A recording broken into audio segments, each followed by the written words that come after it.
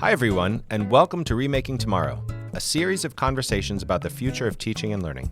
I'm Greg Baer, the co-author of When You Wonder You're Learning, Mr. Rogers' enduring lessons for raising creative, curious, caring kids. This is a podcast powered by Remake Learning, a network that ignites engaging, relevant, and equitable learning in support of young people navigating rapid social and technological change. On today's episode, I'm talking with Rajiv Vinnakota, president of the Institute for Citizens and Scholars, which believes in strengthening democracy through the development of civically engaged and well-informed young people. Rajiv leads the Institute's mission to cultivate the talent, ideas, and networks that develop lifelong, effective citizens. Raj, welcome to Remaking Tomorrow. Greg, it's great to be here. So Raj, I love having you here, and I noticed in a post on the Institute for Citizens and Scholars website, published about a year or two ago, you wrote this: Americans are drawing battle lines online, at school board meetings and college campuses, and in the hallowed halls of our nation's capital. In this divided nation, one thing seemingly unites all of us: a grave concern that our democracy is at risk. So Raj, my first question for you is this: how did we get here? I wish that I could point to a very simple line for how we got here, Greg, but it's taken many decades, and I would say many decisions that we didn't even recognize were leading us down this road. So the core democracy issue here, at least in my mind, is that we have forgotten how to develop citizens for a self-governing polity. And if you want to think about any of the challenges that we face right now, I believe that's because we don't have the civically well-informed, productively engaged, and committed citizens that this nation needs. How did we get here? There's certainly some policy decisions that were made over time, and I would argue especially and sometimes inadvertently in our K-12 school system. We started to decrease the number of social studies classes that we had, and especially civics courses. In the 1990s and early 2000s, we started to focus heavily on accountability, on tests, and therefore focused on math and reading and writing. And I know this, Greg, because I was part of that movement. But with the emphasis and focus on those areas, that's where the money went, that's where the time went. And then about 15 years ago, we said, we are not ready for the STEM revolution, and that's where all the jobs will be. And so we invested heavily in STEM. With each of these decisions, our focus and time on social studies, civics, history decreased significantly, literally to the point where we are significantly under-investing in all of those efforts. We have also decided that we're not focusing on those things outside of school. And so Robert Putnam and Bowling Alone was a seminal book, but it wasn't just talking about adults. It was also talking about how you invest in young people. And not having all of those different ways of engaging in your community then went to the younger population. And so they don't have as many little leagues as they used to have. There aren't as many community institutions. And in fact, because it's just much harder to make ends meet, parents, families aren't as engaged in developing their young ones, not just from an education perspective, but also how they engage in their communities. So for all of these reasons, our emphasis and even our thinking around citizen development has really cratered. Raj, you point out something that on one hand is so obvious and yet is so unclear, and that is we practice becoming citizens. We practice how to learn, we practice how to speak, we practice how to arrange numbers in mathematic formulations. So why don't we practice what it means to become a citizen? You argue and advance the idea that one of the things we need to do in this country, as you were just alluding to, is develop effective citizens. So can you tell us more about that phrase, effective citizen, and what an effective citizenry might look like? When you want to start with this notion of what does it mean to be an effective citizen, we really look at it around three categories. The first is we say that you need to be civically well informed. So do you understand how your government functions? Do you understand the historical underpinnings of how we got here? Do you get your information from multiple and diverse sources? And finally, do you have the skills to be able to discern and differentiate between facts, opinions, misinformation, disinformation? So that's the first category of being civically well informed. The second category is to be productively engaged for the common good. So obviously that means, do you vote? But it also means, how do you engage in your community? Do you volunteer? Do you mentor? Do you run for office? And so on. And the third part of that category is, do you have the skills to engage in thoughtful civil discourse, even with people with whom you don't agree? And then the third and final category is, are you committed to democracy in America? And that has notions of trust. Do you trust your government? Do you trust your institutions? Do you trust your neighbor, even if that neighbor didn't necessarily vote like you did? And then, are you committed and hopeful about the direction of our country? So this is a much broader definition of what it means to be a citizen, right? There's a tendency sometimes to over-index on, do you understand the Constitution? Or are we making sure that you're voting? But you take this broader notion and you start to realize, yes, schools have to do their work, but you also have to do this work in your communities. You also have to do this work online and even in your first job. And so you have to be able to role model what it means to be able to engage in thoughtful civil discourse. You have to role model voting. You have to show a commitment to your fellow man, to your neighbor in very different ways, in addition to knowing the specifics of how your government and your nation works. That all does take practice. And as you've noted, one of the places where we begin to practice what it means to become an effective citizen is at school. I have an 8th grader. She is in a civics course right now. Most students in this country still have some form of civics education, even if it isn't the robust social studies and history and civics coursework for which you and I might hope. So tell us, where is civics education still succeeding in this country, and where and how is it falling short?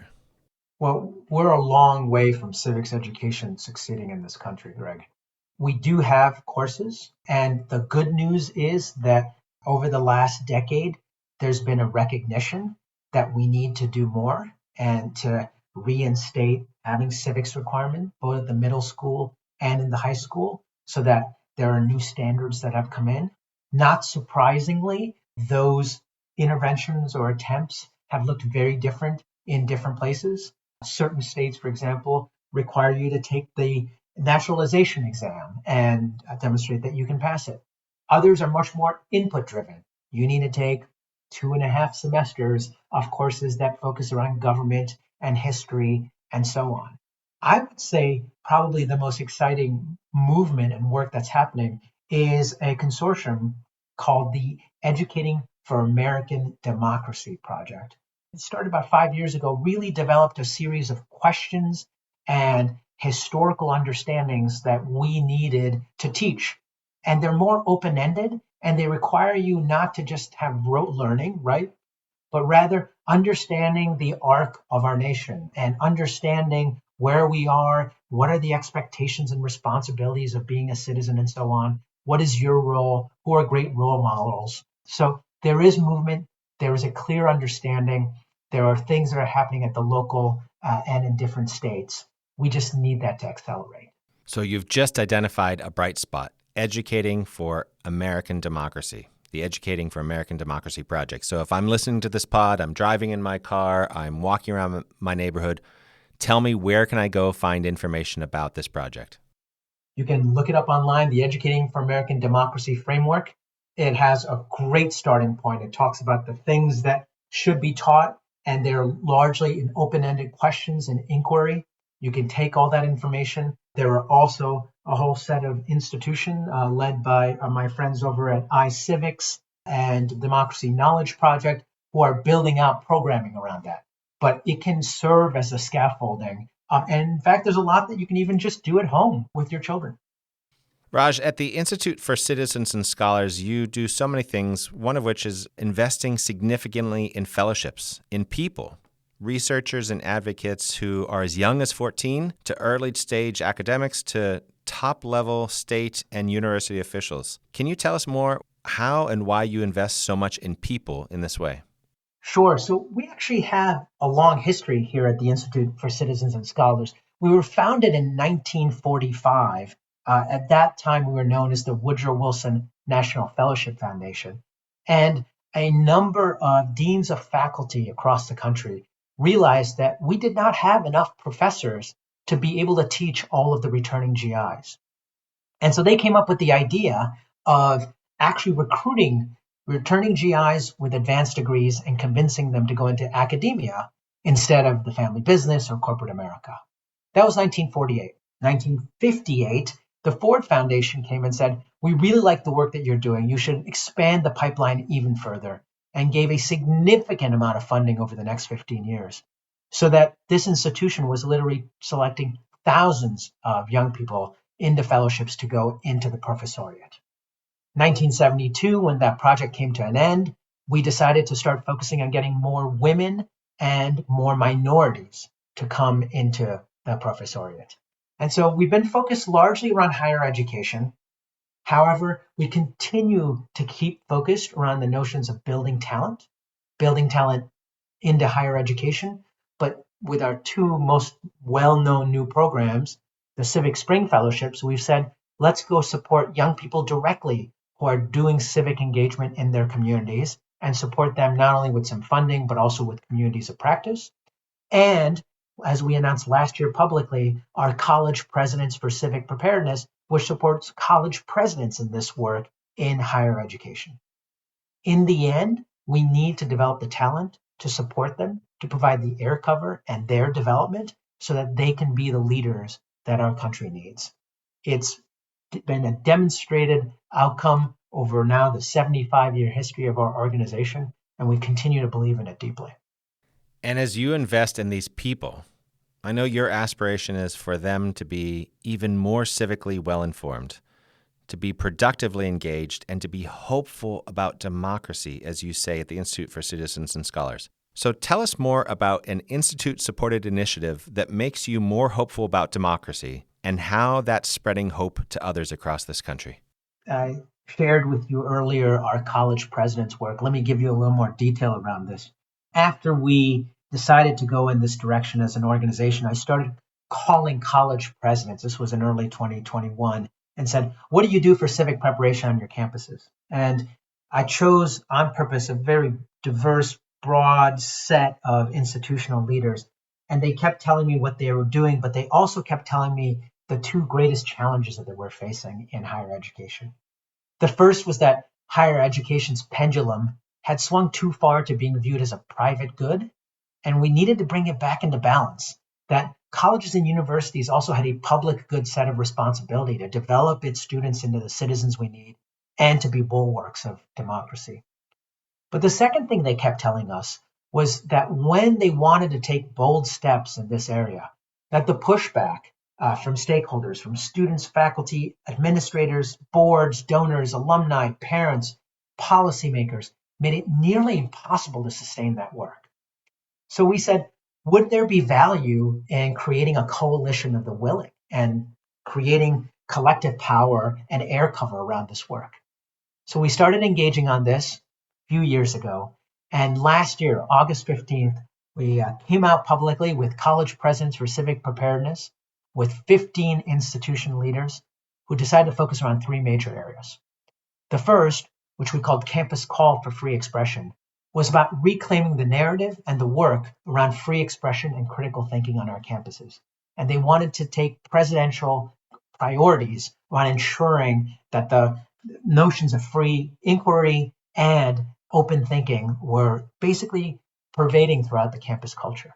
The second is they asked us to help build a faculty institute to support faculty who wanted to bring contentious issues in the classroom, but sought the skills and the tools and the practice to do it right. And then the third thing they asked and that we worked on with them was to create a set of measures to try to identify how we could know whether or not we were making progress around civic preparation. So that project, which started last August 15th with 15 presidents, has blossomed, grown, expanded. You can use whatever word you want. As of today, we're at 102 college presidents from a very broad set of institutions. Over the last 2 months, we also started accepting two-year college presidents who joined this work, all of whom believe at its core that higher education has a critical role in developing students for our democracy and believe that that should be an affirmative and priority work on their campuses. And you're seeing all kinds of things happening around there. It's really exciting. It's so exciting, Raj. Can you just name some of those campuses? There's so much consternation across this country about what's happening on our college campuses, what isn't happening on our college campuses.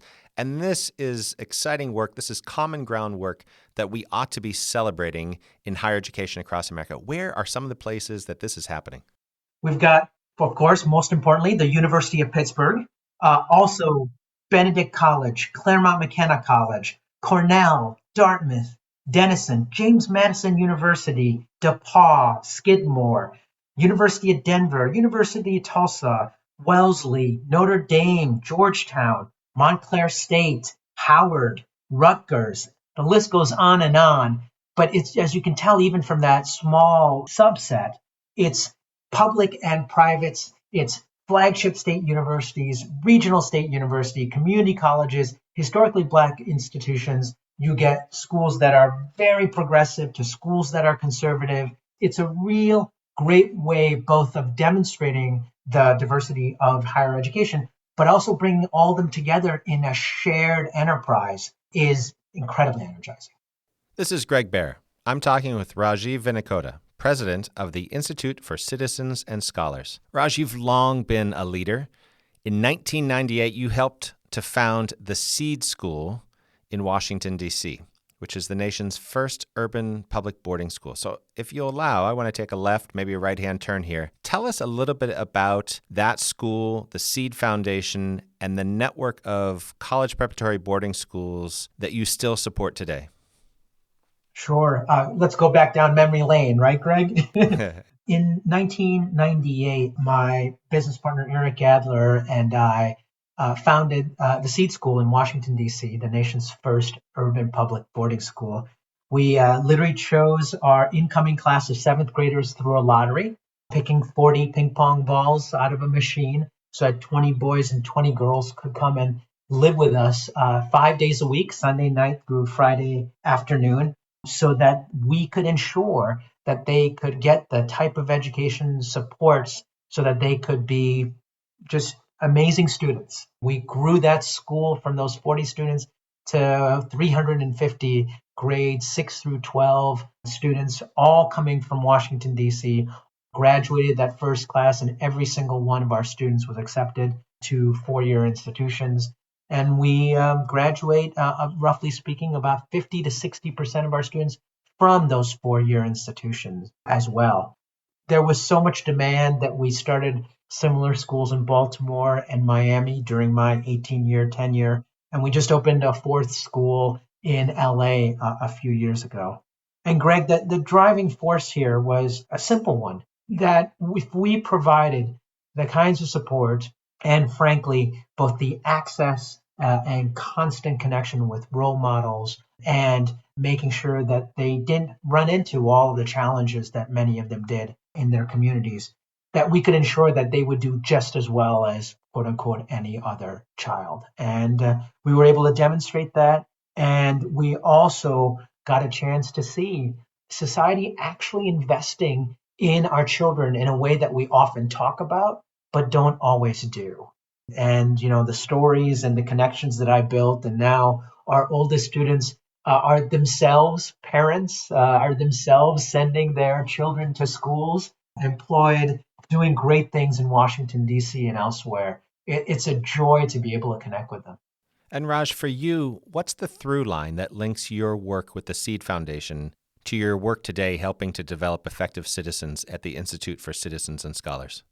Well, Greg, you understand just as well as I do that looking back, things look very linear. At its core, I'm motivated by wanting to take on challenges that require, frankly, societal investment of very deep and long ways, and being able to ensure that we pass along to next generations what they need to be in a thriving, flourishing civil society.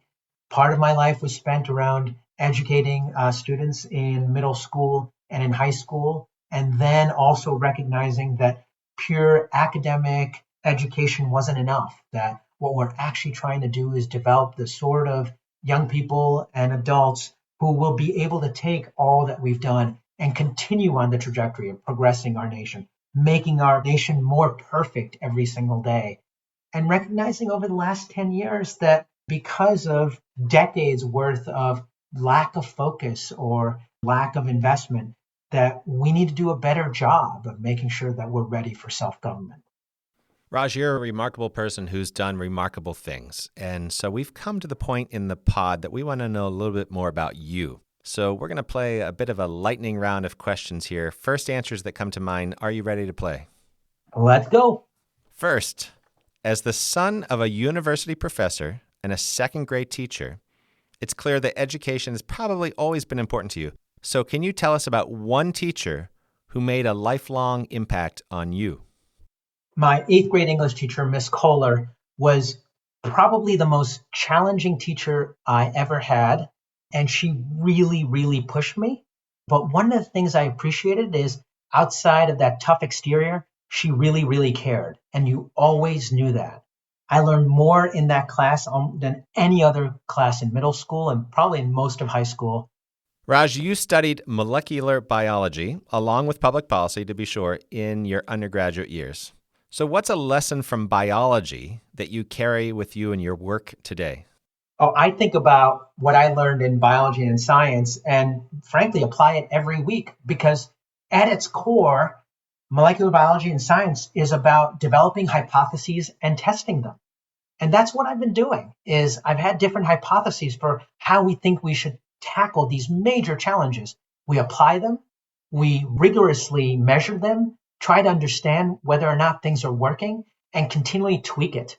So for me, the scientific method has been part of my DNA, no pun intended, since I've been involved in all of my work in nonprofits.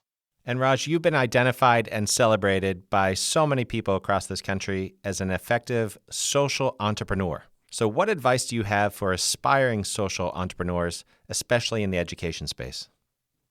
I think by far the most important thing that social entrepreneurs have to be able to take into account is that they might be wrong.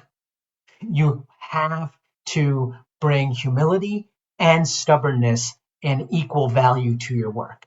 And I find very few social entrepreneurs who are lacking in stubbornness. They need to also have the humility to question whether or not the information that they're getting is telling them to continue in this direction or to tweak what they are developing.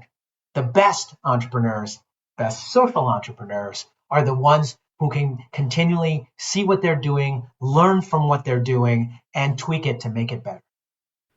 And before we go, just one more question, Raj. What's one thing that parents and educators can do today to make tomorrow a more promising place for every learner? I think the most important thing that we need to remember in education is that young people are always looking at us. So we need to role model the things that we want them to be doing all the time. Many thanks to Rajiv Vinnakota, president of the Institute for Citizens and Scholars. Remaking Tomorrow is powered by Remake Learning. Learn more at remakelearning.org.